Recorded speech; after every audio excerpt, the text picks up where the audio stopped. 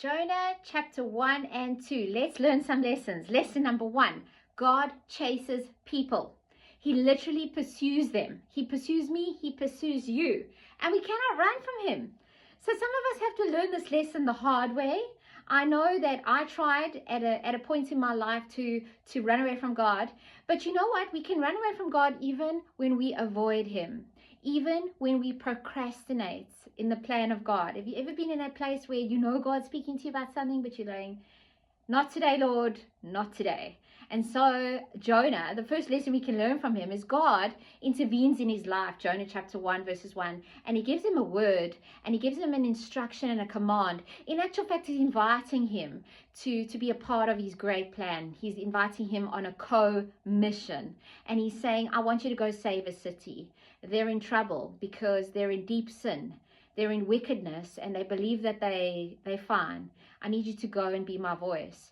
And Jonah literally decides, no. He's going in the very opposite direction of God. So he goes from where he's supposed to be going to Nineveh to speak to the Assyrians who were wicked, so wicked they were barbaric. They were known for their bloodshed, right? He goes all the way, which is 500 miles east. He goes all the way 2,500 miles west. He goes to Tarshish, and a boat becomes available to him when he's running from God, which is also an indication that it doesn't mean that if you're going in the opposite direction of what the Lord wants for you, that it's not going to be smooth sailing. The devil can offer you a ride as well. And sometimes the road that is leading away from God is wide and easy, and the narrow road is the road that God actually calls us to. So don't be confused about that either. You can't run for very long, right? So this boat becomes available, and he thinks, well, he's getting away from God and from God's plan. He doesn't realize that God, he controls the oceans, and he controls the storms, and he controls a big fish with an internal navigation system.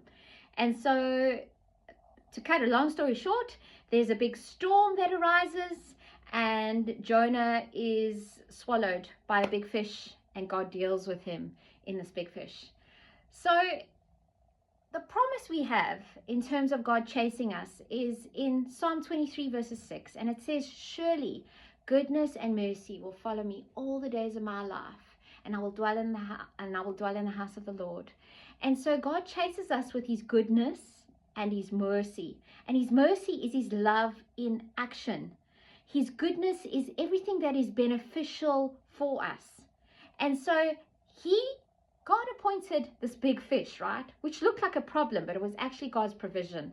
It was God's provision to lead Jonah into this place where he has submitted. How do we know that we are mature Christians? When there's a short window between when God commands us to do something and we obey him. So let's not be like Jonah. Let's be doing what God's asking us to do, and not be running from him when he puts his hand on something and he wants to deal with something. Surely goodness and mercy will follow me all the days of my life. It often doesn't feel like that. It sometimes feels like there's calamity chasing us, there's trouble chasing us. But I want you to know, even in the midst of trouble, that God can find you and will find you. And he's got a plan and a co-mission for your life.